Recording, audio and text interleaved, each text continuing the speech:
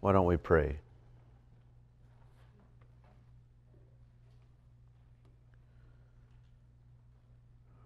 Heavenly Father,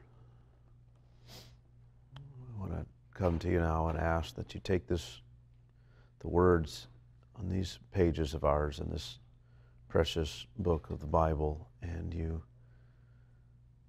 make them alive for us and do the work in us that they are meant to do. Teach us right and wrong and about who you are and your way in the world. Help us to understand your own dealings with us and how we fit into all of your purposes in the world and what the offer of the gospel means for each one of us and what it is to have Christ as a Savior and to belong to Him.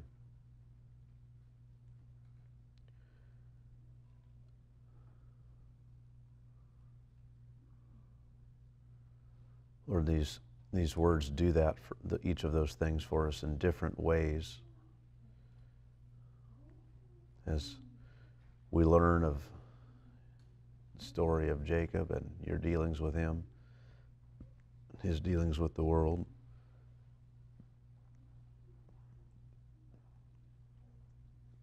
I pray you'd help us to see your faithfulness in this account.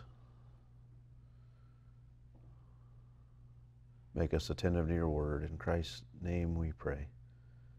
Amen. Well, the title of the message today is Jacob Meets His Match. Jacob meets his match. And we will be covering Genesis chapter 29, verses 1 through 30. Verses 1 through 30. Before we read, I want to just very briefly say a few things by way of context and drawing things up to where we are. Basically, I want you to remember how Jacob is now on his way to find a wife from Laban's household. Having lived in conflict with his brother all his biological life, right? Not just all of his, typically when we say all my life, we mean after you were born.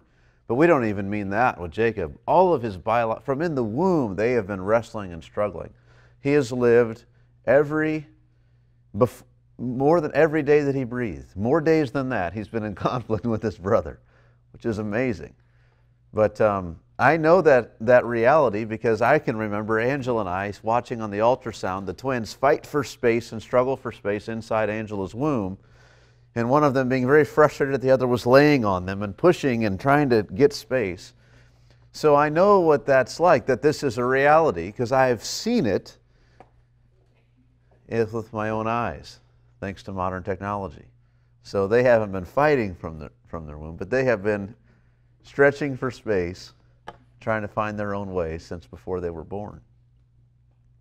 And this is what it was like. They were living in conflict. But that conflict, of course, once they were born and these two boys just began to increase in their capacities and their knowledge and their ability to manipulate the world around them and to do things and have influence, the conflict just got worse, right? The stakes were constantly being raised. And this is what happens with sinners, right? This is why 2-year-olds throw tantrums and 20-year-olds murder, right? Because they increase in their capacities. It's not because the heart's really any different. The struggles and the conflicts and the anger and the temper is the same. The abilities are different. So this is what's happened. Having continually lived a life of scheming and manipulation and lying to get ahead, Jacob has now come to the place where there's no place left for him with his family. Having to flee for his life from his brother Esau, this is what's caused him to leave. He's running for his life. He also, though, at the same time, has received the full Abrahamic blessing passed down from his father. It's quite the contrast. He's running for his life as the scheming, deceiving liar, but he's also traveling, departing from the family land and the family, having received all the blessings that could be passed down in the family. It's shocking that that would be true of the same person. He was also instructed by his father to find a wife specifically from Laban's household. Right? So he's coming with a set of instructions. Get to Laban's household and find a wife. Now that's the opposite order in which he does it. He actually finds a woman and then learns it's from Laban's household. It's quite a thing. But this was the instructions. He also has been assured, most recently, by God that he was in fact the recipient of the promises that had been made to Abraham concerning Abraham's descendants and concerning God's plan for the world. All of that was in fact his. And God is determined to bless him, to be with him, and to bring him back to this place. And then Jacob says, well, all right, God, you'll be my God. And if you do everything you say you're going to do, then I'll serve you right here in this place. And I'll make this place a house for your worship. And so that's how we begin. Now Jacob, also by way of introduction, let me say, he's about to meet Laban, a man who is his match in every way. Laban was just as conniving and just as scheming, just as much of a liar and a cheat as Jacob.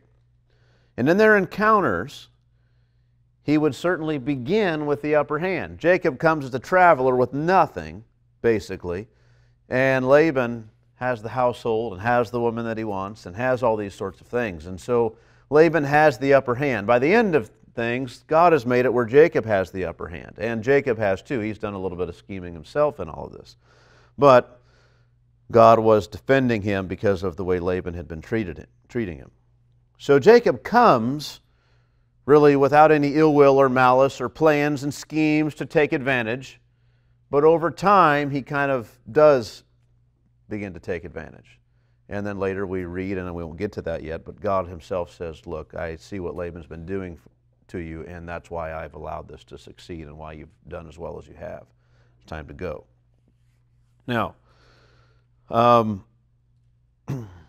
we might wonder, as we set out in this chapter, as we should, how it is that God is going to begin to fulfill his word to Jacob, because Jacob is this lying cheat, and that's all that he's proven to be so far. So, what does God have in store for the liar and the schemer Jacob? How will God fulfill his promise to Jacob? How will God do his work in Jacob as he did it in Abraham? Right? Abraham began, and he was nothing great to begin with. By the time he got to the end, he was a tremendous man of faith. And we see the same thing in a way with Jacob. He's going to start out, what we've seen so far is not good. And we come to chapter 29, and we really haven't seen anything good other than his willingness to allow God, in fact, to be his God and to serve him if God would, in fact, be faithful to him. That's the only good thing we've seen about Jacob so far, spiritually. Now, after we work through this account, we'll read through it, and then we'll kind of work through it and explain some things. I want to notice certain things which in the text. We will go back and look at another passage in Scripture that we've already come across in Genesis, and we will compare and contrast these two texts. And we'll do that to highlight certain things about Jacob and about Laban too, but mostly about Jacob, so that we are reading his character rightly. We're understanding what God and Moses are trying to convey to us about Jacob, so that we don't miss things. So we'll notice these details, and I think it will really be a benefit.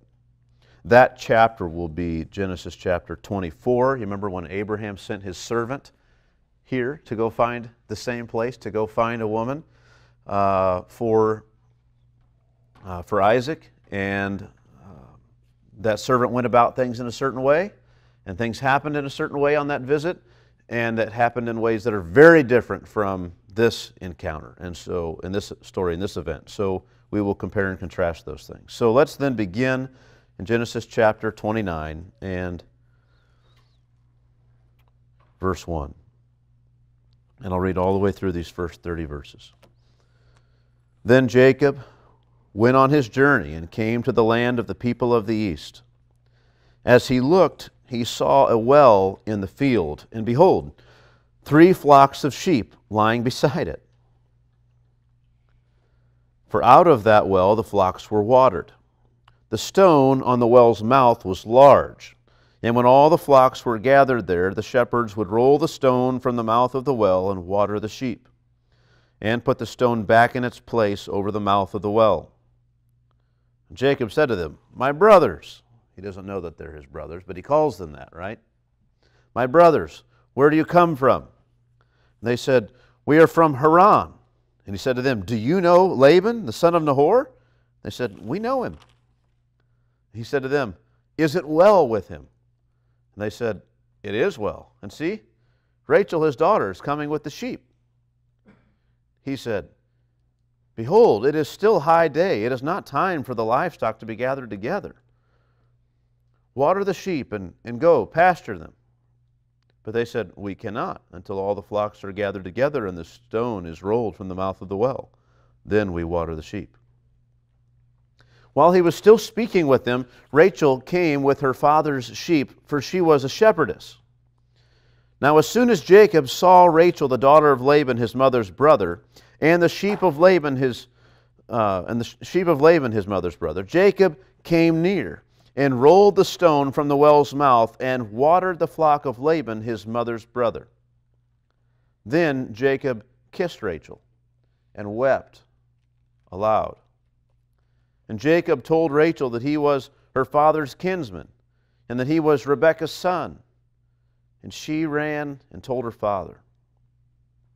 As soon as Laban heard the news about Jacob, his sister's son, he ran to meet him and embraced him and kissed him and brought him to his house. Jacob told Laban all these things.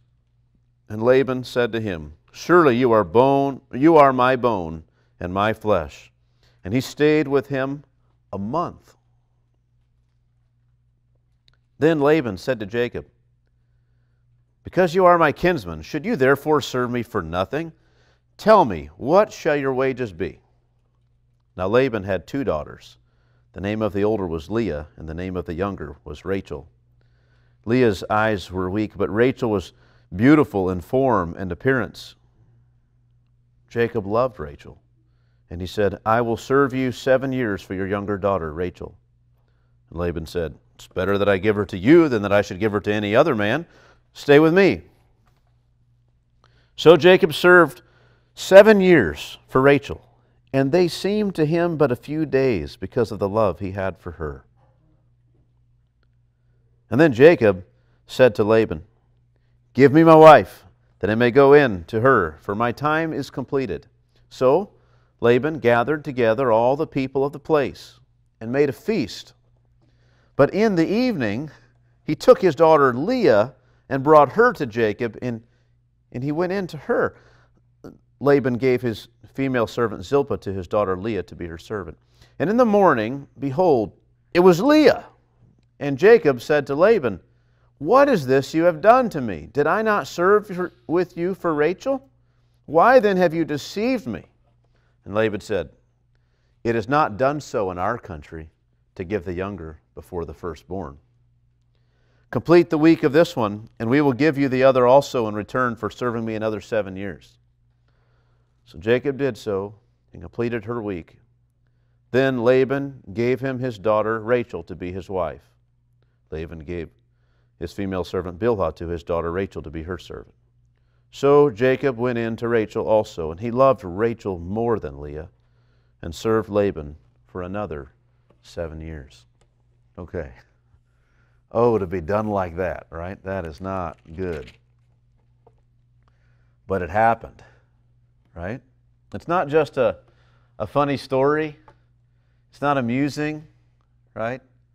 This really happened. I mean, if let's suppose Jacob was a friend of yours, and you heard about, well, you would be outraged at this man Laban. Like, of all the people that you might dislike in the world, you would dislike Laban. All right? This isn't done. You don't do this to people. Work for me for 7 years for this, and I'll get you something totally different. And not only is it something totally different, I mean, it'd be different if it was, let's say it was a car, right? Work for me for 7 years. I mean, this is every teenager's dream, right? You work for me for another couple years and I will buy you that car. And we point to the car on the lot. That's the one, I'll get you. And they work for you 7 years, and you get them something else that doesn't hardly run. You think, what is this? Well, on our car lot, we generally sell the lesser cars before the greater cars. That's just the way it is. You think, what? You think, but if you'll serve me another 7 years, I'll give you, wait a week, and I'll get you the other car. And, it's like, what? 7 years I worked for that thing, right? And then now 7 years and a week, and I get it, but I have to work another 6 years, 11 months, and 4 weeks in order to pay it off. We said 7 years, and I wasn't interested in the other one. I didn't want 7 years per car and wanted both cars. I just wanted the one car, right? Or let's not say it's years. Let's say it's money, $7,000, right? You put something on layaway at a store. This used to be done. Now we just put it on credit card typically. But you put it on layaway. Right? This thing costs $7,000, and you go to that store, and every week you're giving them a little more money, and they've got it set aside for you, they say, right? And you finally pay the $7,000, and you say, I'm ready to get it, and they come out with something else. It was a big screen TV or something. It was whatever it was, right? $7,000 is a lot of money for a TV. Used to be that way. Now they're hundreds of dollars. They come out with this TV or whatever, and you think, this one's got the antenna on it. I wanted the one that was, the smart TV is what I bought. No. Like, we just put them in order, right? Yours is the next one. The one you wanted. This is the one off the shelf. We just get the next, whatever one it is. That's the way we do it here. You'd be outraged. They said, well, you can have it, but then you're going to owe us for that one too. It's ridiculous, the kind of thing that happens. And this is what happens here. It's a shock. And this is what happens to Jacob. I mean, it's as bad as it's dealing with different things, but it's pretty much as bad as the kind of things that Jacob was doing to Esau and to his father Isaac. It's just perfect. And it happened to him. Like, he should, in a way, you'd think like Jacob almost should have seen it coming. Right? I mean, 7 years with this guy Laban working for him, you kind of figure out what somebody's like at the end of 7 years. Right? I mean, how long does it take you? He knew that Laban was a scoundrel. He could see the way he was with his business dealings, always looking for an advantage. And he just blinded by love, right? Oh, it's going to be great. I can't wait. Right? The years that he normally would have been spent scheming and figuring out seemed to him just like a few days, because all he could think about was he's going to get to marry this woman, Rachel. What a thing. How he must have been fumbling and tripping over himself as the time drew near, right? This guy was love-struck. All right, so let's just begin then, starting in verse 1, to kind of work through the text and kind of bring things out. It says, verse 1, Then Jacob went on his journey and came to the land of the people of the east. Literally, he picked up his feet and went. And so it's like he hurried up. He didn't just go. He picked them up and he went. So he had received from God this vision, this assurance, these promises. He made this altar. He did all this. He made this pledge to the Lord. He said, okay, I'm ready. And he's ready to go on his trip, eager, expectant at what God will do and the way God will arrange things and provide for him and work everything out, right? We know the people that say this kind of thing. And Jacob probably fell into this trap a little bit himself too at the beginning. But when things go well, I hear people say this all the time. Oh, it's just a God thing. God just worked it out. And when things are hard, they never bring God into it. It's amazing. But when things are just working out, it's great. And it's kind of this way for Jacob. God appeared to him. He made this vow, well, if you will work things out the way you said, then you'll be my God. And that's the way it's going to work out. So let's go, God, you and me. He picks up his feet and he goes. And things begin to just work out at the first. So he comes to the land of the people of the east. What is he? He comes to Padan Aram. It's interesting that it says it that way, the people of the east. Kind of every time in the Bible, especially in Genesis, where we talk about toward the east and went east, traveled east, the people of the east, it's always people who have left God. And so it's kind of a contextual clue here that things aren't really he goes to people who aren't really with God necessarily. Remember the last time the servant went there? I said we were going to do this at the end, but I'll just bring it out now. This one part of it. The servant goes out to this city. It doesn't say to the land of the east. It says to this place of Padan Aram. It doesn't call it the place of the east. And when they go there, He talks to them all about what God is doing and how God has provided for him, and they say, yes, the Lord has done this. We can't stand in the way. And they're very favorable to responding to the Lord. This time it's the people of the east, and they're going to be hostile to God's man, to Jacob, because they're from the east. That's just the way it is. They're from that area. And so we're not surprised. Not that the people of Canaan were any better, but I'm just saying that in Genesis it talks about the people of the east or going east, typically, almost without exception, it's kind of cluing you in, look, this is not going to go well. These people are hostile to the Lord. These people don't serve the Lord. They don't love the Lord. This is the way it is. And so here he comes. Now, as he looked, so he goes out to this land. He's in the land. It's a big place, right? And he's looking around. And as he's there, he sees a well in the field. What was he looking for? Well, he might have been looking for water, but in general, he's out there looking for Laban. He's trying to find Laban and where Laban lives in his house and to get to that place. And so he comes near. He's gotten near enough that he's in the town. He's outside the town where Laban lives. He's at the well where Rachel waters Laban's sheep. That's how near he's come. He's worked himself, whether he's asked as he's gone on his journey, what direction is the city, he's gotten close. And he's looking around, and he finds here a well in the field. And behold, 3 flocks of sheep lying beside it. Now that's curious, right? 3 flocks of sheep lying beside it. For out of that well the flocks were watered. Now this is just Moses telling us now. This isn't Jacob knowing all of this. Moses tells us, here's the deal. The stone on the well's mouth was big. How big? I don't know. How big of a stone could you move? Maybe you've got a big pole that you can kind of move it in a lever, you can move it with. I mean, it's not like they can't figure that stuff out. But it's a big stone. Is it a cut stone maybe? Is it rolled in place? What's the situation? Okay. The stone on the well's mouth was large. And when all the flocks were gathered there, the shepherds would roll, plural, shepherds, more than would roll the stone from the mouth of the well, which might mean it's a big round rock and they roll it out, possibly. Or again, they take like some lever and they kind of roll it to the side. On it kind of pick up one end and it kind of rolls over, and then they can get the water. So this is probably what this looks like. They would roll the stone from the mouth of the well and water the sheep. And then what would they do? And put the stone back in its place over the mouth of the well. Now let's just ask some questions about this just for a second. Why would you wait until all are gathered together for watering? Why wait until then? When all the flocks were gathered there, then the shepherds would roll the stone. Well, I think for the same reason you place a large stone over it. It's likely a cistern, not truly a well spring. It's probably not a spring, though it could be either. The stone would be to keep the water from being contaminated or from drying out, right? That's why you would cover the well. But a large stone could be used because the hole or the entrance into the well was maybe naturally large. So in order to cover it, you had to have a big stone. Or, more likely, because you wanted to make sure only certain people could get the water. Because this is the well from which we watered sheep in this region. Right? And so what happens? One shepherd comes in and he wants to get the water, and he's watering his sheep like crazy. Right? And then the other shepherds come. There's just not many wells here. The other shepherd comes and it's like there's not a lot of water in there. What's going on? Well, this guy's using all the water every day.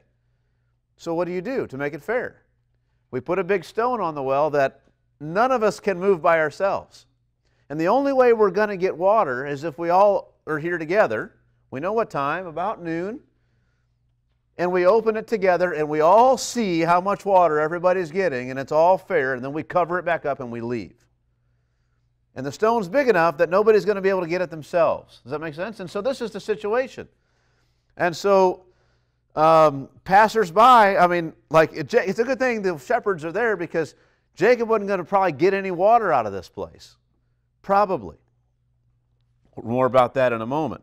So this is, I think, why you have this large stone on it, why they all wait until all the shepherds are gathered, why you have 3 flocks gathered at the well. Typically you wouldn't do that. as Jacob says later, you typically wouldn't gather all the flocks together until nighttime because then the predators are out. And the shepherds, even though they have separate flocks, could find safety and security by putting them all together and using their multiple numbers to set a perimeter out around the sheep and protect them from the wild animals. But as it is in the middle of the day, this is not the proper time to all be gathered together. So this is what it is. Now, we read in verse 4, Jacob said to them, my brothers, where do you come from? So there are however many shepherds there are for these 3 flocks. My brothers, where do you come from? It might only be 3 shepherds. They said, we are from Haran. And he said to them, that's where he's trying to go. That's perfect. They're not from somewhere else. They're from the town. They're from this place. They should know. They might well know Laban. Do you know Laban, the son of Nahor? And they said, we know him. And he said to them, is it well with him? So he wants to know, how's he doing? Right? His first question wasn't, does he have any daughters? Are any of them married? And which is what he really wants to know, I mean, essentially, but he wants to know, is he well? How's he doing? You know Laban? Well, tell me about him. How are things with Laban? It may be he just doesn't want to tip his hand right away. You know, if he were to say, does he have any daughters? And they might say, oh, he has one beautiful one, but in order for me to introduce you to him, I need,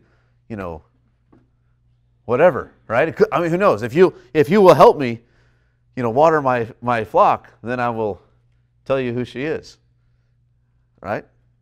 He just doesn't want to tip his hand. He doesn't. So he asks, is it well with him?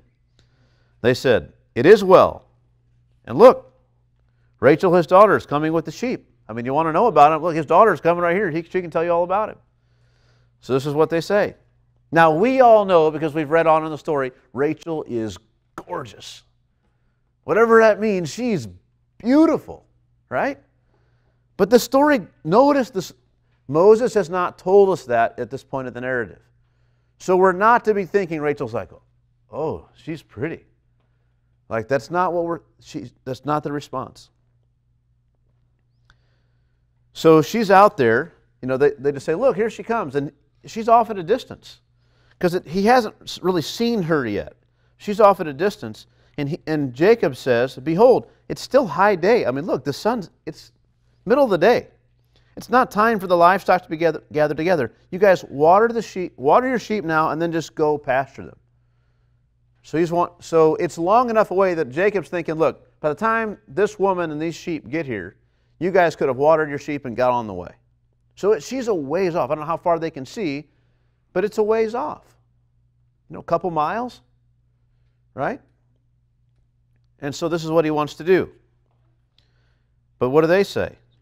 Why does Jacob want that? Well, he wants that because he wants to just then talk to her. He doesn't want everyone to be involved in the conversation. He wants privacy to speak with her about her family and about his desire to marry, all of this. He says, behold, it's still high day. It's not time for the livestock to be gathered together. Water the sheep and go pasture them. But they refused him. We cannot until all the flocks are gathered together and the stone is rolled from the mouth of the well. Then we water the sheep. Right? They're explaining, look, that's not the way we do it. I know we can move the stone, but we're not moving it. The rules are all the shepherds at their sheep get gathered together at this time, and then we water them. And we do it in the middle of the day, not at night. We do it where everybody can see everything. This is the way it is. That's when we water the sheep. So we're stuck here. Right? It's not just common practice. There's a reason they have to do it. When he gives them, reasons why this doesn't make sense, this practice doesn't make sense, they say, "Nuh-uh, I understand what you're saying, but we have a reason why we do this." He wants this private conversation. Sorry, man. Not here. It's going to have to be somewhere else. If you want to talk in private, it's not going to be here.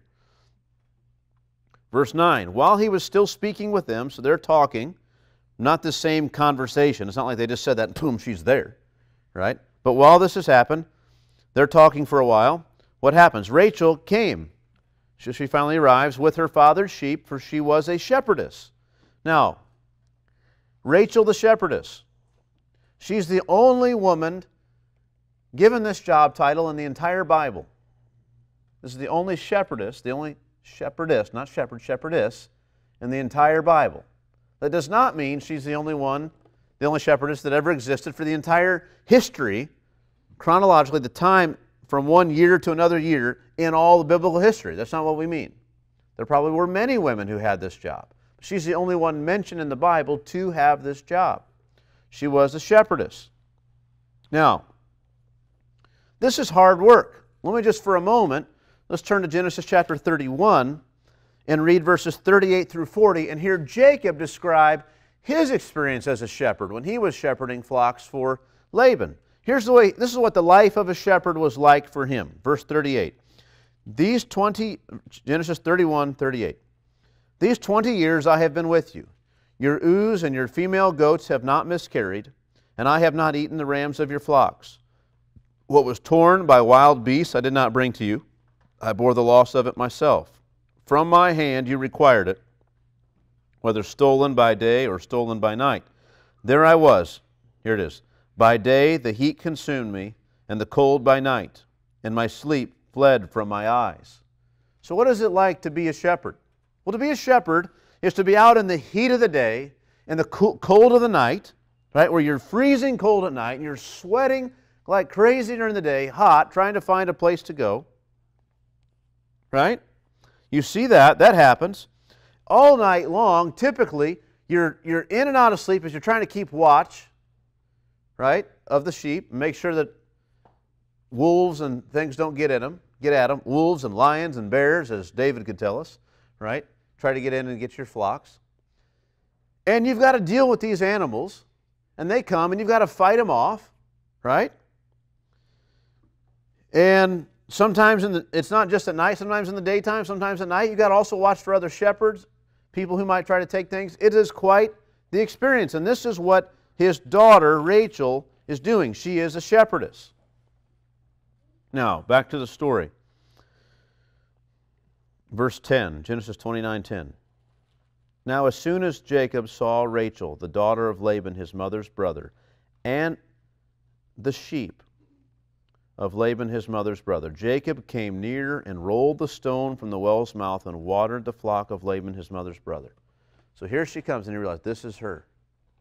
And these are the sheep. And what does he do? How does he respond? He moved the stone. Now, what does that mean? Well, probably it means they all wait until they're all there. And then they move the stone. They move it together. It probably means she sat, and he did this for her. He took her spot in the group of people who would move the stone, and he did her work for her. Moved it, and then what did he do for her? He watered those sheep for her. That's probably what it means. That he moved it, and he watered. Just like she was there to move the stone into water. Not by herself. She was going to move the stone by herself, but she got there, and her job was to, with the men, move the stone, and then by herself water her own sheep. And this instead is what he does. Now, it's possible that he moved it himself in a feat of ingenuity and strength, but Moses just doesn't go there. He doesn't say like, and so the men were impressed and thought, who is this man? Like, that's not what happened. Who is this Samson? God is with him. That's not the kind of thing that happened. So he just took her place and did what she would have done. One of the at least 4 people to move this stone. Now, let's keep reading. So he rolled the stone from the well's mouth and then watered the flock of Laban, his mother's brother. Notice it doesn't say watered the flock of Rachel. Watered the flock of Laban, his mother's brother. He's very family-oriented here. He's not like seeing this woman and trying to impress her. That's not what this is about. He's overjoyed to have gotten to this place. He arrives at the well, and what first thing, it's the right place. These guys know him. Here comes Laban's daughter. If she's a shepherdess, she's not married. So here she comes out here into the field, and it's like, I got a wife. Then Jacob kissed Rachel and wept. He wept. Jacob wept. He wept aloud. He didn't just it wasn't just tears streaming down his face. Right? So all that's going through his mind as he sees her come, he sees the flock, he moves the stone, he begins to water, and he's just overjoyed at God's faithfulness and goodness to him. God is doing this. And he comes to her and he kisses her. Not probably in a romantic way. He kisses her, just like Laban comes and runs out in a few minutes, runs out and kisses him. It's not a sexual or romantic kind of thing. He kisses her and he weeps. Right?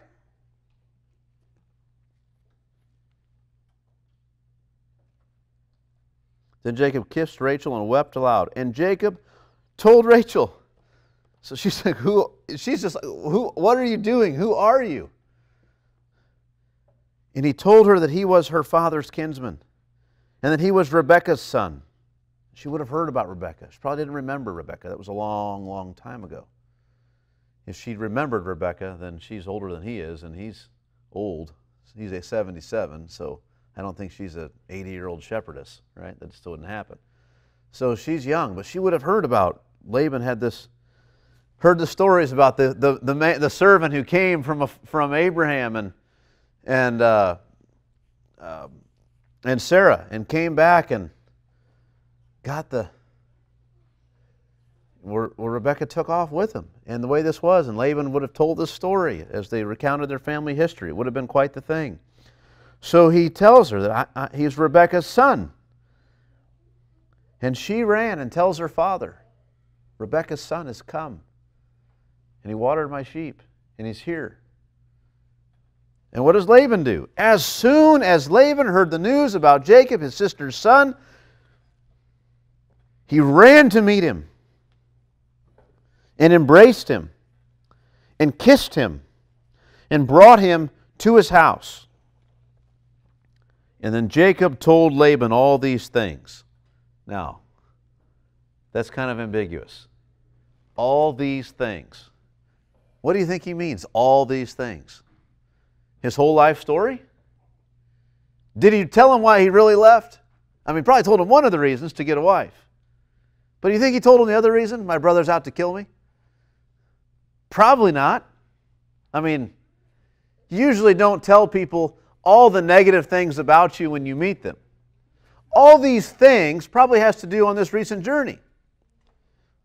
It doesn't, well, I won't get into this. So it probably tells them about the things about recent journey. Like, I came here to go find, my dad told me I need to go right to your house and to get a wife.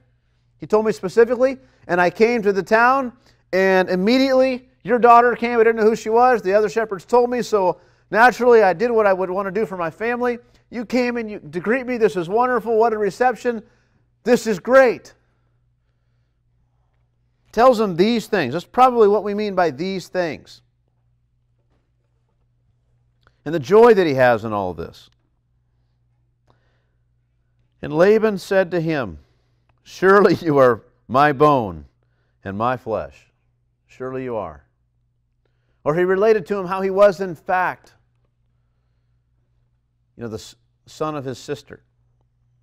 And those sorts of things. So that Laban responds to him, surely you are my bone and my flesh. Which sounds very similar to what Adam says when he sees the woman for the first time. At last, bone of my bone and flesh of my flesh. So here, I mean, for all that's been lost in the thousands of years since Adam and Eve and the paganism that people have lived in, there are still phrases like this that mean something to people. Surely you are my bone and my flesh. Echoes of statements that have been made in the past. Realities that are known in the world. So here it is.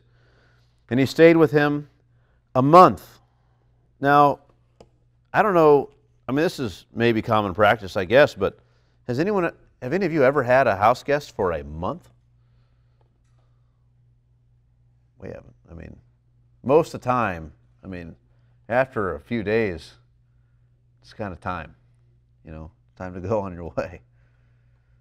You feel like you need to get home or leave, and they're kind of ready for things to go back to normal a little bit, right? It's not that you don't like them anymore. It's just you begin to, after a period of a few days, run into difficulties, right? And it's not just this thing that we plan and it's fun, but it becomes more of a struggle. You have to adjust for them, they have to adjust for you, and you get to know one another and learn things about each other you didn't know, and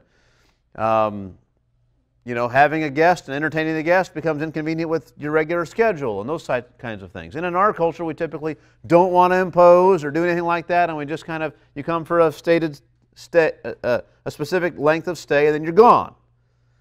Anything beyond that is in our culture considered kind of impolite or something. There better be some emergency, some reason for this.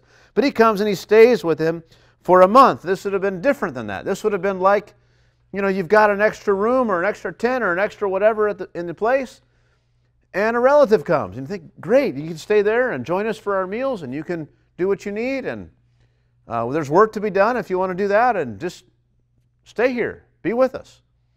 And this is the kind of thing it would have been. And so he's there for a month. And then Laban says to him, look, verse 15, because you're my kinsman, you're family, should you therefore serve me for nothing? Yes, you've come and you're staying here because you're family. And you've been helping out and doing things while you're here. And I haven't been paying you. But really, that's not right. Just because you're family doesn't mean you shouldn't get paid. Everyone else who does all those things, they're hired servants, they get paid. You should get paid. So just because you're my kinsman, should you therefore serve me for nothing? No, you should get paid. This isn't right. So this is, Laban instigates this, right? Laban seeks to hire him. Look, you've been here for a month now. You're not just staying and helping out a little bit. It's turning into something more. I know you're family, but you probably ought to be working for me for hire. So, and he allows Jacob, probably very much in accordance with traditional Asian practices of the honor culture and things. What does he do? He says, what would your wages be? Right? What would your wages be? Probably thinking, I don't know, what, if I'm a shepherd, then I guess, 1 lamb a month or something like, I don't know what would be 2 lambs a month. I don't know what it would be. But whatever his wages would be, I get once a year I get to shear all the lambs and the goats, and I get to keep that for myself one time. And all the other couple other times a year we do it, it's all yours. I don't know what it would be. What would be fair? I have no idea. Right? But this is probably what Laban's thinking. Tell me what your wages are. I pay this guy this much, and this guy this much, and this guy this much, and this guy's family, he's got 3 kids, and I pay them this much. And he knows what he pays. What are your wages be? And what does Jacob say? Your daughter. I want specifically your younger daughter, Rachel. Now, what every daughter would like their father to say is, she's not for sale. But that's not what he does. He agrees. Deal. You can have her. 7 years, you've got her. Right? Tell me what your wages shall be. Now, before it tells us what he says, because it's going to specifically say, I want your younger daughter Rachel. But that doesn't make sense because you just know about Rachel. So Moses tells us some things about Laban's family. And what does he say? Now listen, guys, this is Moses. Now listen, Laban had 2 daughters. Not just one, he had 2 daughters. The name of the older was Leah, and the name of the younger was Rachel. Leah's eyes were weak, but Rachel was beautiful in form and appearance. Now that eyes were weak, right? That's an idiom. It's a turn of phrase that's used in their culture that we don't use, right? But we do. You have other phrases that are similar. We say she's a looker, something like that, right? Or we say easy on the eyes, right? And which we kind of get from this language in a little bit. But what we mean is like pleasant. Like when you look there, it's like that's a nice thing to look at. Well, she was the opposite. Leah was the opposite. So it's kind of, we can be thankful it doesn't say she was ugly. It just says she wasn't the best thing to look at. Right? Now, no one said this to Leah. Moses didn't tell Leah this. Leah is dead already. She's lived and died. Right? And you're looking at a picture of Leah, let's say. And you have a picture of Rachel next to one another. And I say, what do you think? And you're going to say, whoa! Well, this girl's pretty, but this one's not so much. That's just the way it is. It's not being rude to point it out. It's just the statement of fact, right? It's just the way it is. They say beauty's in the eye of the beholder. That's true. Someone probably found Leah to be beautiful. We know the Lord did in some ways. We know Leah was the one honored more. At the end of her life, she was the one honored above her sister. There were many wonderful things we could say about Leah if we sat down and tried to enumerate them. But good looks was not one of them. That's all we're saying, right? Now any person, if you've got those two women to choose from, and you don't really know them, you're going to favor one over the other. Now, I don't say you should choose one over the other. That's not wisdom. You don't just look at these two women at their outward appearance and say, I'm going to marry this one instead of that one. That's a wrong thing to do. But that's pretty much what he did. Right? So Moses is giving us the basis, telling us the basis on which Jacob chose one over the other. There were two. He didn't kiss Rachel early on because he was going to marry her. He kissed her because she was family, just the way Laban kissed him because he was family. Now comes the time, choose your wages, and he says, and Moses says, now look, there's two daughters, and one's older than the other. Leah's older than Rachel. And typically custom is the older one would get married first. The father would give off the older one first, and then the next one. But contrary to that, Jacob, he doesn't always operate by the older gets what the older gets. That's not Jacob's way. And not only that, but Jacob also, so that doesn't bother him. He doesn't say, well, I'll take the first one in line. Jacob sees these women, and because one is very pretty and the other is not pretty, Jacob on that basis says, I want Rachel. And he chooses Rachel purely on the basis of her looks. That Moses tells, what else is this for but to tell us this? Does Moses go out of his way to tell us all the other ways that everyone looks? He tells us about Rebekah, but we'll point that out too. Notice the difference in the way Abraham's servant responds when he sees the beautiful woman. He says, oh, there's going to be another test. This might not be the one. Jacob sees the beautiful girl, and that's all he's worried about. She's pretty, and that's the one I want.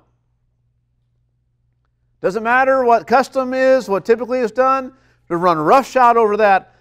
I want that younger, pretty one. Leah's eyes were weak, but Rachel was beautiful in form and appearance. And Jacob loved Rachel. Right? It wasn't just that she was pretty, but that made it kind of easy to fall in love with her, right? I mean, she was spellbinding. She walks by and he's just, man, look at her. And so then she says hi, and he's like, oh, man, she noticed me, right? She remembers who I am. She's wonderful. She does everything so perfectly, right? This is the way it was. This is what happens. So he falls in love with this woman. He's infatuated with her. And Laban said to him, well, it's better that I give her to you than I should give her to any other man, right? Because you're family and we had this connection. I would rather give her to you. That would be good. So, yeah, stay with me. This deal, you've got it. So, in a sense, they kind of shake on it, right? So Jacob served 7 years for Rachel, and they seemed to him but a few days because of the love that he had for her. Now, this is wonderful insofar as it goes. Every woman reads that and just goes, oh, right? And that's fine. You can do that. It's romantic. It's wonderful. He's in love. 7 years seems like a few days. That's great. He is eager for this time, right? It kind of happens the opposite. You might think and when we tell our kids, they know they have a birthday, and the next day, I can't wait until my birthday next year. And they're looking forward to it. But for some reason, it doesn't seem like just a few days to them. It seems like a few years. It's the opposite. Well, what's being said here? Does it mean that he just kind of forgot about it? He was so in love with her, he forgot that they weren't married, and then suddenly, oh yeah, it's time to get married. That was 7 years ago already? That's not what it means. It means he got hired on to serve for 7 years. Right? And he did 7 years of work. But because his mind wasn't just on the work, but his mind was on her. He was thinking about the reward. Right? The labor seemed like a light thing compared. It's not, I know it says it seemed like a few days, but it's not just, it seemed like a few days worth of labor, worth of work, worth of slaving away as a servant for Laban, that scoundrel. It just wasn't that bad. Nothing seemed, problems that came just kind of rolled off him, because he's like, the other shepherd says, aren't you worried about this? Man, I'm not even worried about it. Look, I'm eating enough to stay alive, and in 4 more years, I'm going to get to marry that woman. I can't wait. And so it just was day after day. It was this way, week after week, month after month, year after year. And at the end of the time, Jacob says to Laban, verse 21, then Jacob said to Laban, give me my wife, that I may go in to her, for my time is completed. Now this phrase, go into her, it's not a sexual term typically. It can mean that, but the whole idea is, again, back in this time period, everyone has their quarters, their rooms, maybe their tents, their own place. And when you go in to them, what you mean is you go in and you dwell with them in their bedroom, in their room, and it's assumed what happens there. But the go into is not a sexual, not a physical referent, right? We're not talking about a physical act. We're talking about where you have your dwelling, where you make your habitation. You've gone in then to her tent, to her room, to her place, to her abode. And this is what was done. Now, so this is what happens. Give me my wife, that I may go into her, for my time is completed. Time's up. Give me my wife. So Laban gathered together. Look at this guy.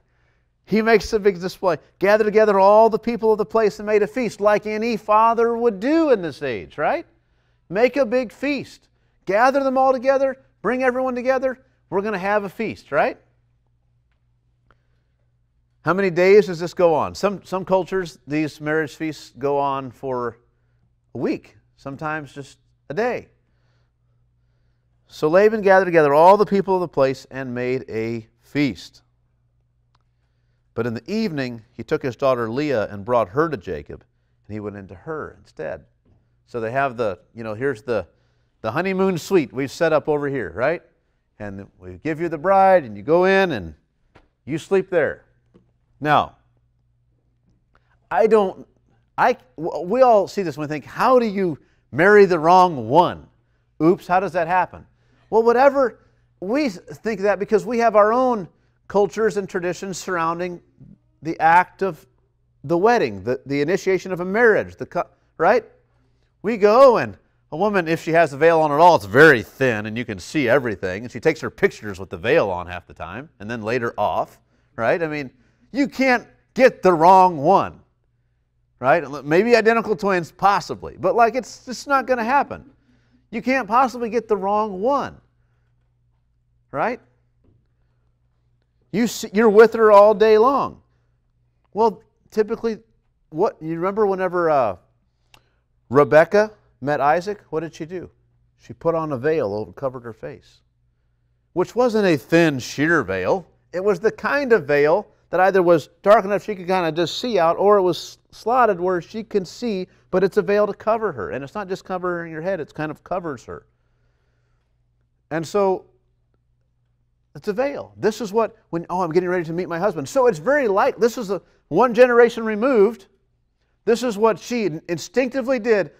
This is the man who's meeting my husband. Cover myself with a veil so he cannot see me. So this is likely what would have been done during the whole time of feast time or whatever, right? Would the women have been out? I mean, surely he'd have noticed when he couldn't find Leah. There was someone wearing a veil. He couldn't find Leah anywhere, and then Rachel was over there.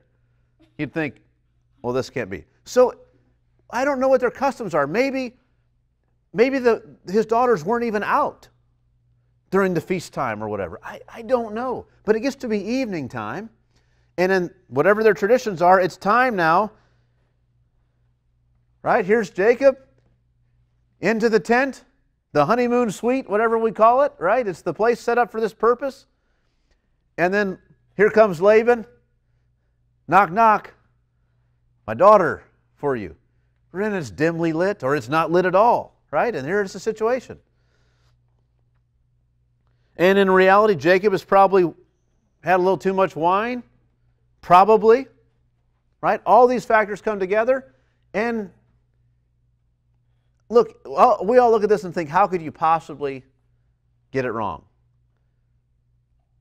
Laban thought it would work, and it did work. Right? I mean, we also look at this situation when we were reading about Jacob deceiving his father, and we put the animal skin on his arms, and we're like, this is ridiculous. But evidently they teased it out in such a way, or Esau was just that hairy, whatever. It worked. As strange as it sounds to us, we don't know all the customs and patterns and things that were going on behind the scenes. It was reasonable to think this would work, and it worked. And Laban got away with it, right? He did it. This is what he did.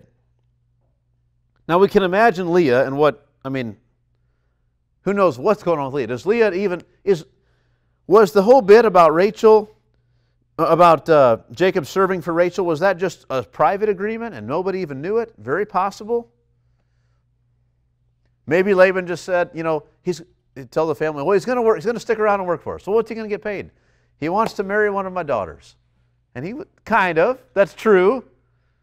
And maybe Leah thought, oh, can't wait. Because typically the older one gets married first. This is wonderful. Maybe she was maybe she walked in joyful thinking, oh, he's worked this time for me. And then she finds out in the morning too when he says, Leah! And goes out and says, Leah, it's Leah! What happened? And she's like, what? He didn't want, and she's crushed. Right? Very possible. Or she comes in knowing she's in on it, possibly. I mean, we're not told that. We're not told about Leah. We are told that the Lord saw that Leah wasn't loved and looked out for her. We're told that. Now, so Laban gave but verse 23, but in the evening he took his daughter Leah and brought her to Jacob, and he went in to her. And then my Bible has this, it says parentheses. Laban gave his female servant to Zilpah to his daughter Leah to be her servant. And that just sounds way out of place. It's like, whoa, what does that have to do with Zilpah? Well, as strange as an insertion as that sounds to us, it just is perfectly in order for Moses. Because when Moses, look at verse 28. Jacob did so and completed her week. Then Laban gave him his daughter Rachel to be his wife. Laban gave his female servant Bilhah to his daughter Rachel to be her servant. It's just it goes with it. You've given your daughter to this man in marriage. What else went with her? The servant went with her as part of the package. And then you had Rachel, and this servant went with her. So just don't get confused by that. It's just telling us what happened. It's just Moses' way of finishing the statement. The transaction was, Laban, what did he do? But in the evening he took his daughter Leah and brought her to Jacob, and he went in to her. And Laban gave his female servant Zilpah to his daughter Leah to be her servant. Transaction done. Does that make sense? That's just the way we think of it. Very extemporaneous details that could have gone in chapters later. We could have could have just talked about it later on in the next chapter with the children. But that's not the way it is. It goes in right here. Don't get distracted by that. Verse 25, and in the morning, behold, it was Leah.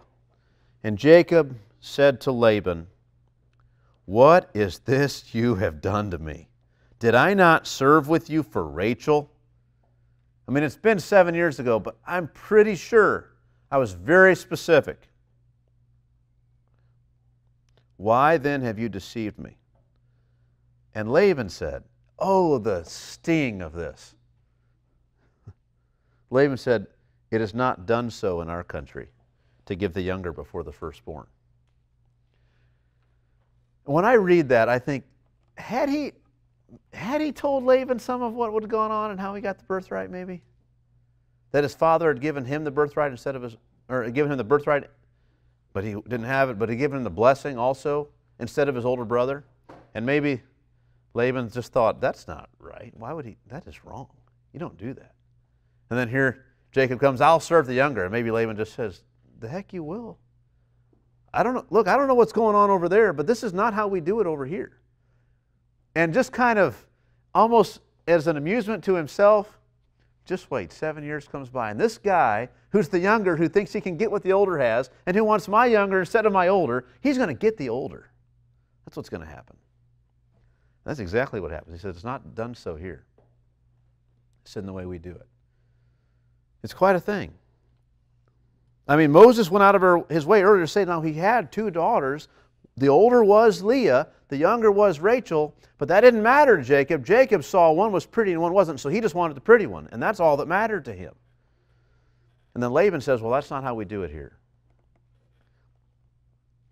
Now, he had specifically requested Rachel, for sure, and Laban had deceived him and had lied to him. But when Laban gives his answer, it's with teeth, and it says, well, this is how it's done here. You may not, this isn't maybe where you were from. This is your ancestral home. And this is how your ancestors do it. I don't know what you guys are doing over there in Canaan, but that's how we do it here. So that's what I've done. And I'm not going back on it. We give the younger before the firstborn. And we think, okay. And he says, well, complete the week of this one, and we'll give you the other also. And you think, okay, wait a week and you'll get the one. You've got them both. He successfully got them both a husband. Same husband, but he got them both a husband. But he did more than that. He got 14 years of labor out of him. He says, and then you serve me another 7 years for that one. Jacob's been done wrong. You would think he could go to any judge in the area and get this adjudicated and get this changed, or something's got it. I mean, Laban can't charge him another 7 years. He's been defrauded. But he's a foreigner. Right? I mean, he's got relatives here, but the only tie... What do you do? I mean, think if you're in a place you're not from, but you have a relative there, and someone there does you wrong, and you know that the judge is kind of a hometown guy. He's going to only kind of find in favor of people that are from that area. When you go to court, you're going to have to take with you your relative and say, he lives here and I'm related to him, and they'll take my side on this. Except Laban won't take his side. Laban's known, and Laban's not going to take his side. There's nowhere to go. He just has to deal with Laban. It's not done so in our country to give the younger before the firstborn. Complete the week of this one. So what was their tradition, evidently? You get married, and you and your bride are together as a kind of a honeymoon for a week. Complete this week with this one. Complete your week. Maybe it was the week-long feast. Can you imagine what that was like the next day, the next night? After this conversation, yay, everybody's happy, and Jacob's just, what's Leah thinking? I mean, you talk about dampening the feast or dampening the mood around the homestead. This would have done it. Complete the week of this one. Supposed to be a honeymoon, supposed to be a happy time, a joyous time, a time where the couple is just enjoying one another.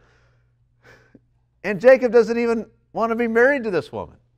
What was that week going to be like? What was Leah's life mostly like?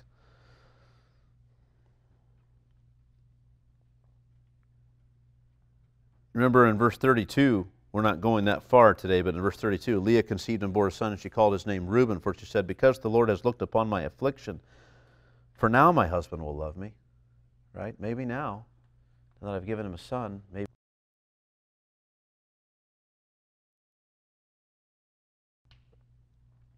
So what did Jacob, and then Laban says, complete this week with this one, I'll give you the other. Completed the week. Then, and it says completed her week. It's like kind of her time. Her time, but pretty well the honeymoon is kind of, the Bible says it elsewhere. The man is free to be. It's like kind of her time. Right? He's got all these things he's got to do, but for the first year, he doesn't have to go off to war. Be a good husband. Set things up at home. Please your wife. Set this thing off right. So here's the week.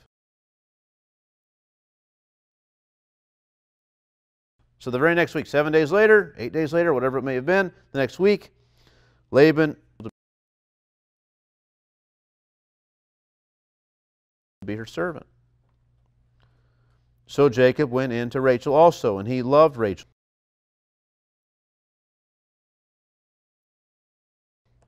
Years. Now, I titled the message again, Jacob Meets His Match.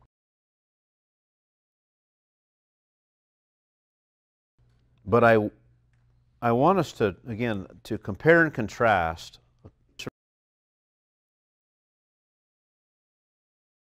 from Genesis 24. I've already alluded to some of those comparisons and contrasts.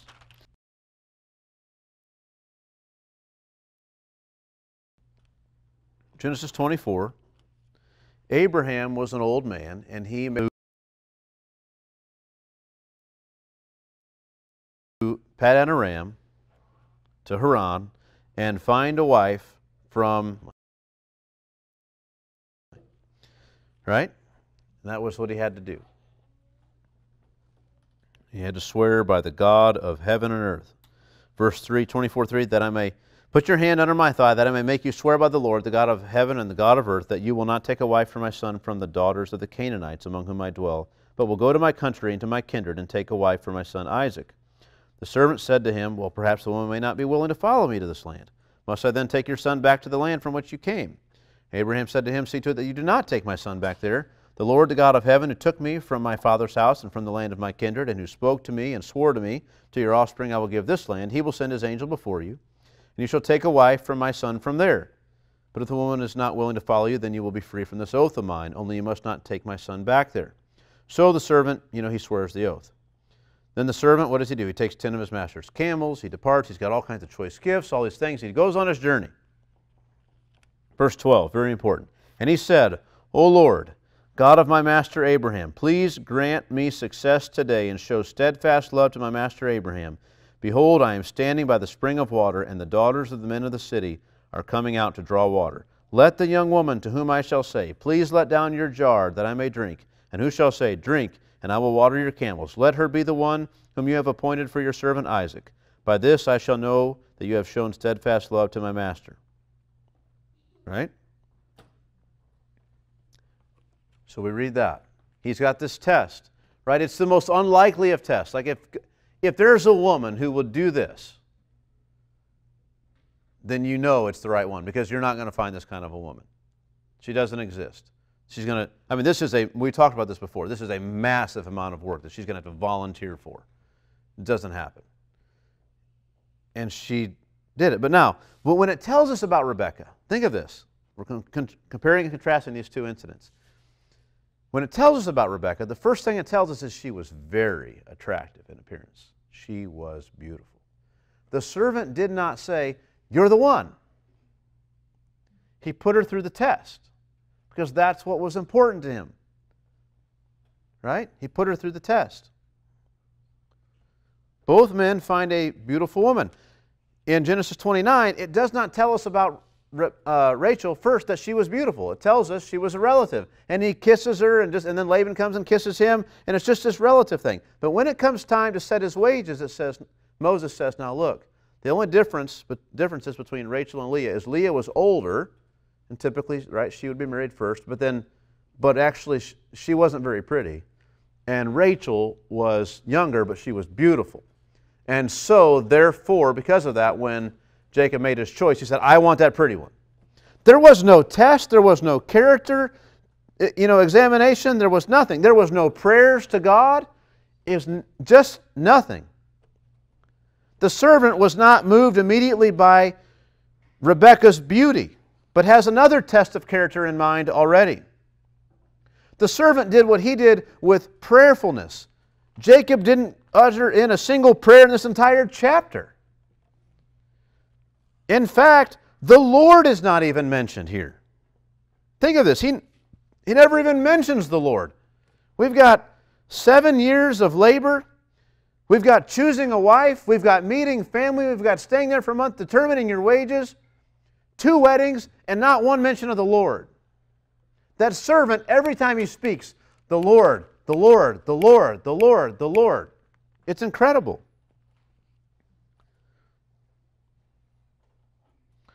The servant speaks with God on his lips continually, and as a result, when Laban speaks with the servant, Laban's saying, well, the Lord has done it. Who can resist the Lord? In Jacob's case, the Lord is far from Laban's mind. He doesn't concern himself with the Lord at all at this point in the story. This is what he's doing. No interest. God is out of the picture. It's incredible. Laban is acting in ways that don't take the Lord into account. Jacob is acting in ways that don't take the Lord's... I don't mean to say that he's forgotten about the Lord, but he's not learned discipleship at this point. Remember, he said on this journey, Lord, if you'll work it out, that'll be great, and I'll serve you here. And he's just kind of waiting for the Lord to work it out, not taking into account, I need to value the things God values. That servant of Abraham had been with Abraham long enough to know he'd seen Abraham learn these lessons and become a man of God. And when Abraham says, you take a wife from these people, and from my people back in Paddan Aram, not the Canaanites, that man knew why, because he knew what those Canaanites were like, and he saw how different God had made Abraham, and he knew Abraham was concerned to find a person of character. And he went out to get one. Jacob just saw a pretty lady and said, oh, wouldn't that be nice if God gave me the pretty one? I'd choose the pretty one, right? And she might have made an excellent wife, but he wouldn't have known that. Couldn't have known that. It wasn't a concern of his. And here was Laban, just like Jacob, sees an opportunity, right? He says, what would you, again, he asked Jacob, set your wages, and Jacob doesn't choose wages. He says, I want your daughter. And I want that daughter. And Laban says, okay, you got it. Surprise, surprise. You got a daughter, not the one you wanted, but you got one, because that's how we do things here. Young fella, right? Not too young, 77. He's 84 when he gets married, right? 84 in a week, at least, when he gets Rachel. Quite a thing. Can you imagine? This will give a guy a heart attack when he wakes up and sees Leah. And she might be the kind of girl to give a guy a heart attack anyway. Right? The way it says, we don't know. This is shock treatment for sure. So here we are. I jest, right? Now, so look at this. Look at Genesis 24:29. Rebekah had a brother whose name was Laban. Laban ran out toward the man, to the spring. That sounds familiar.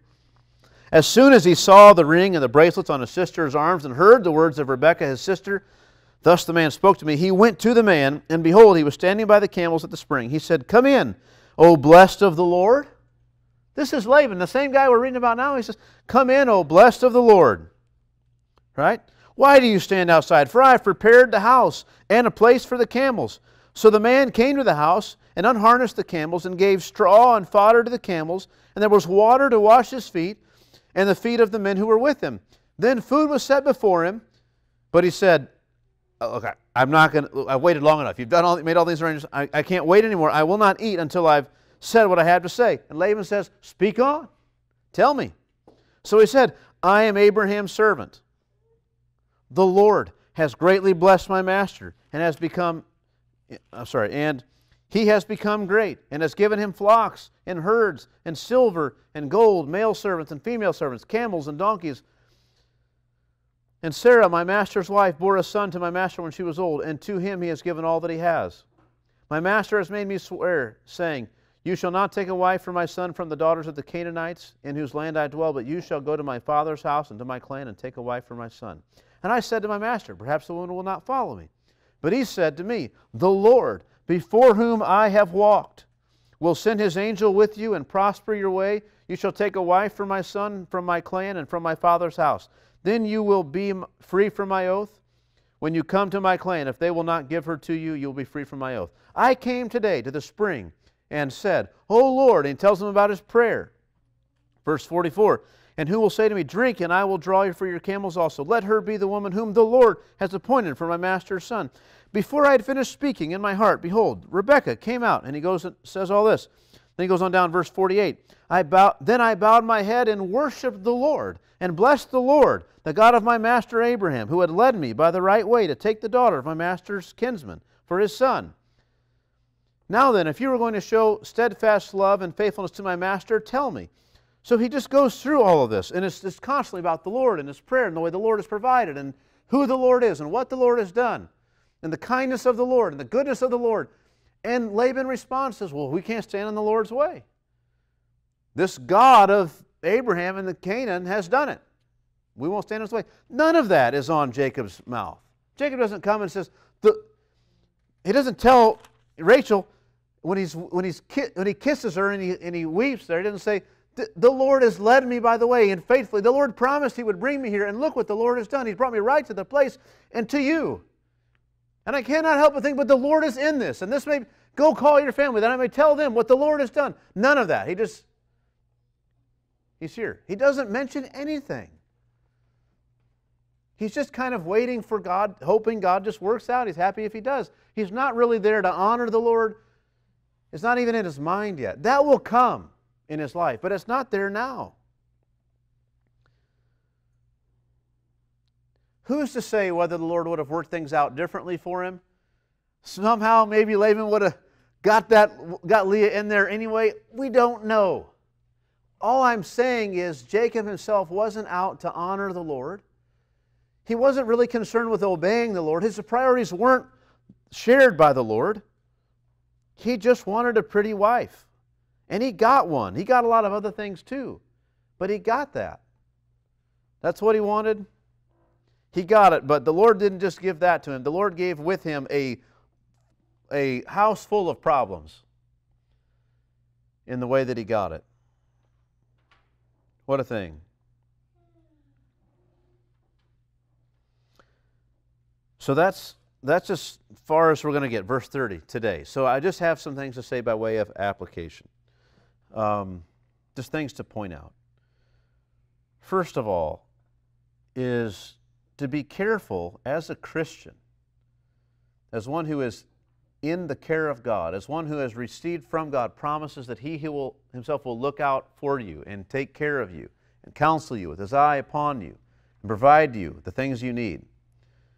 When you meet scenarios in your life, don't work them out without placing God centrally in your thinking and in your reasoning and your accounting. He got here, I don't think he meant to just make a surface level decision about what wife he would make, but he wasn't careful to say, okay, the Lord has brought me here.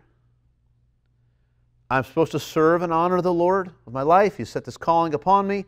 How might the Lord want me to act in this? I have to make a choice. Choose my wages. How would the Lord want me to choose? He just doesn't ask those questions. And because he doesn't ask those questions, he's choosing wrongly. He's acting wrongly.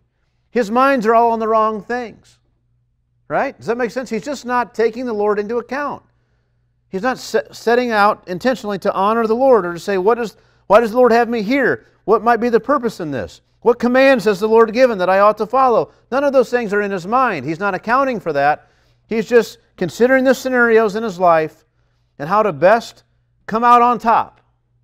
And so, like Jacob of old, he says, I want the daughter for my wages. You're going to let me choose my wages? You never saw this one coming. I choose the younger daughter. That never would have come out of his mouth had he been seeking to honor the Lord. He would have said something else entirely. He might have still somehow indicated that he would have loved to have the daughter, but it wouldn't have been like that. It wouldn't have raised the ire of Laban that he would dare ask for something, because he would have asked differently, and he probably would have asked for different things. If he was out to honor the Lord and choose a wife of character, he wouldn't have chosen, we wouldn't read that because she was the pretty one, that was the one he chose. We would have read about other criterion, but his heart wasn't in that. Right? She's the pretty girl up on the billboard, right? Give me that one. That one's got a lot of problems you don't know about, bud. Right? This is the issue. And this is what was going on. This is what he experienced. So again, the first way of application is just you want to avoid those kinds of issues? Take God into account when you're doing your figuring for the future. When you're making your plans, when you're thinking about the scenarios you're faced with, the choices you're given. Factor God in. Be careful to do that. What else? I'll say this by way of contrast with the servant and with Jacob. I'll ask this question. Think about the two men. One gets there and he prays to the Lord, Lord, if you'll do this, then I'll know there's this woman. And then later he relates about his prayer life and how God answered his prayers. We did ask this, Christian, what are you doing in your devotional life and in your prayer life? Like that servant was just cast on God and God, I need your help. And he asked for these things and the Lord answered. Right? He wasn't kind of so many times, like if that's not, Your prayer life should be for this, one of the main things, right? For casting your cares upon God. Not for spending a certain amount of time in prayer, spending amount of time in the Bible and in the Word, checking these things off in your devotional life and somehow kind of doing the right thing. We're pressing into God because we need to learn from Him. We need His instruction and His wisdom. And we love God and want to know God more. And we're also praying to Him because we enjoy praying with God and because we have needs that we know we can't meet on our own.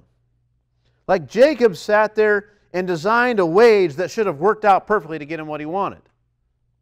But it's not what happened. The servant offered a prayer that should have, in worldly speaking, should have never been answered, but God did it.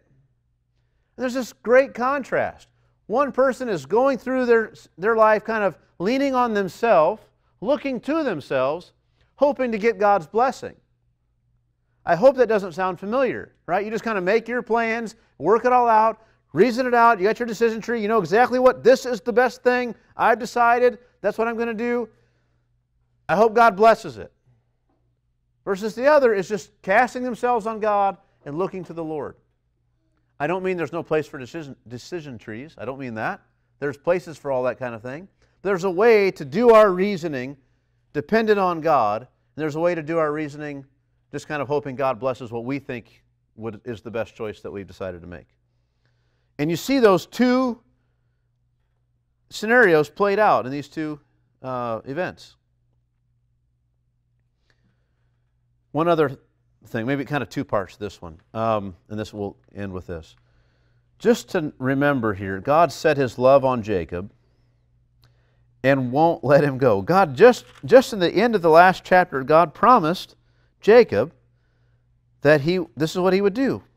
Verse 15, chapter 28, 15, Behold, I am with you and will keep you wherever you go and will bring you back to this land. For I will not leave you until I have done what I have promised you. He's going to be with him. He's going to bring him back. He's going to keep him.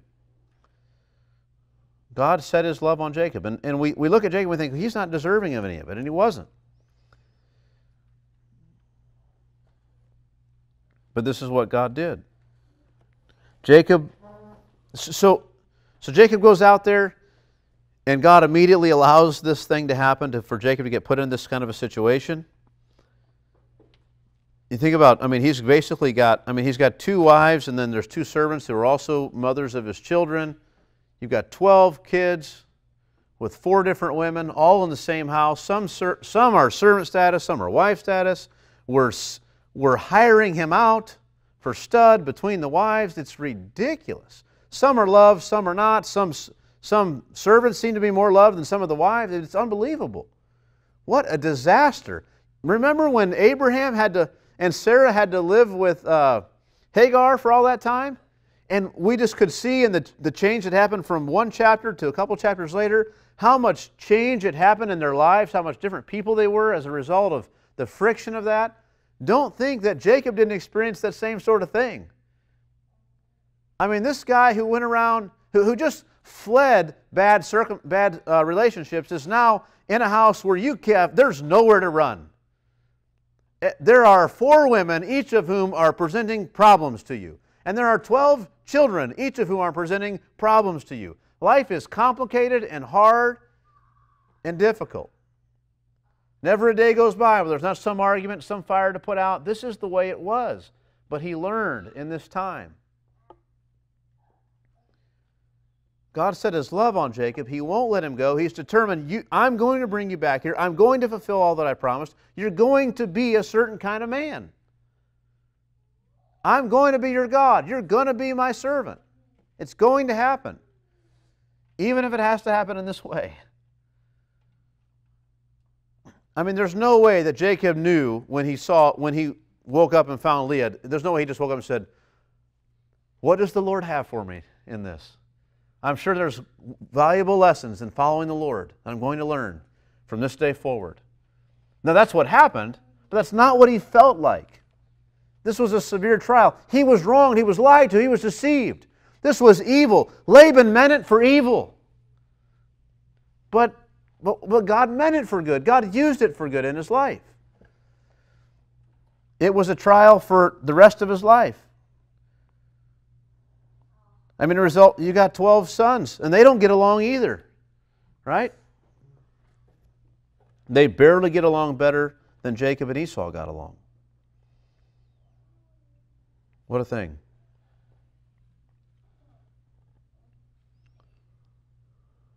So, God set His love on Jacob, worked through these hard provinces. I mean, the Lord knew He needed these things and allowed them to happen. He allowed Laban to get away with it. He allowed Jacob to be fooled. I mean, how many times must Jacob have gone back in his mind over and over again, why did I not, that night, why, if I'd have just done this different, if I'd have done that different, something seemed fishy that night. Something was off. He gave me that look. He never looked at me any other time except he cheated me. He looked at me again like that. I knew something was going. How many times would he play these scenarios over and over again in his mind? And the Lord allowed it.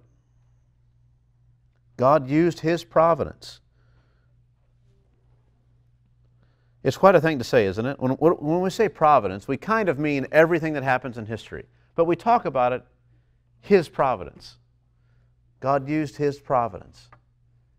What we mean by that is His ability to control and work through every situation, whether He directly brings it about or He allows others to.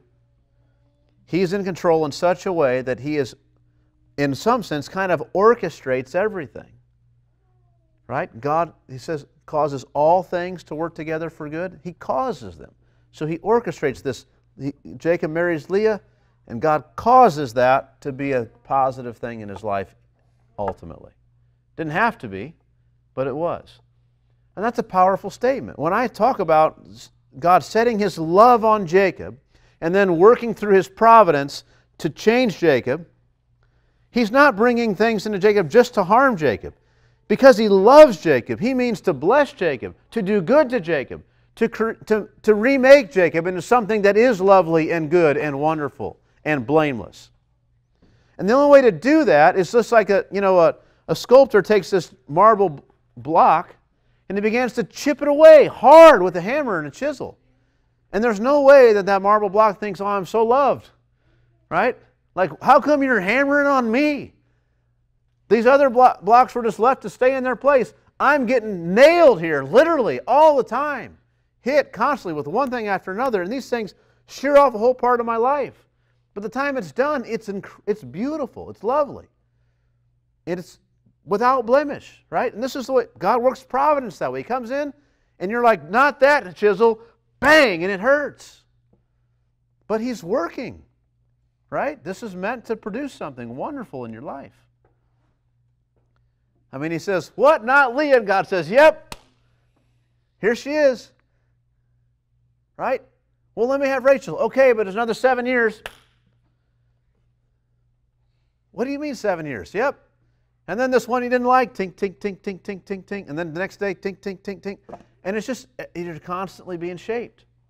But we don't think that way, right? We don't wake up and say, Leah, what good thing must the Lord bring me through this? We tend to think, Lord, get me out of this. This is wrong, and we just object. Rather than want out, maybe ask, Lord, is there any way this cup can pass from me?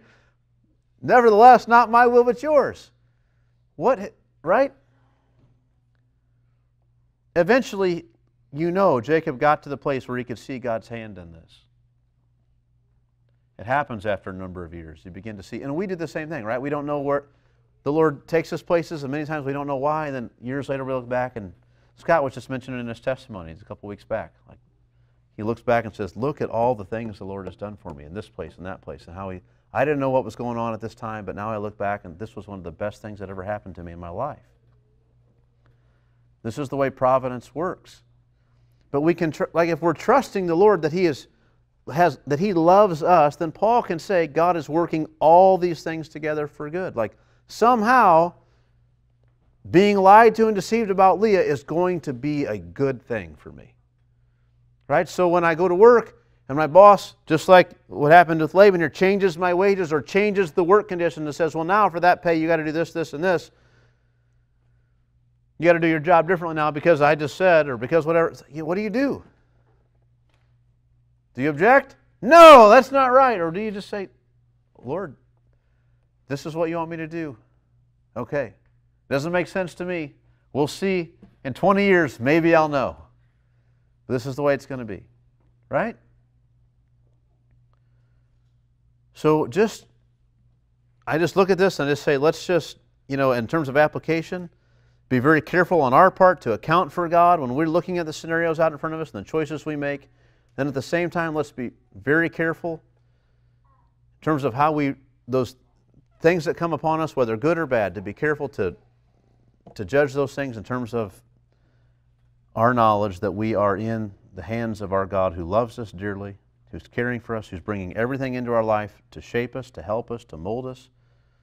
I mean, it could be like Paul. There's some things that are there just negatively, just to harm and to hurt and to humble. And that's good too. Like sometimes those are the things we need, right? That thorn in Paul's flesh, whatever that was he describes.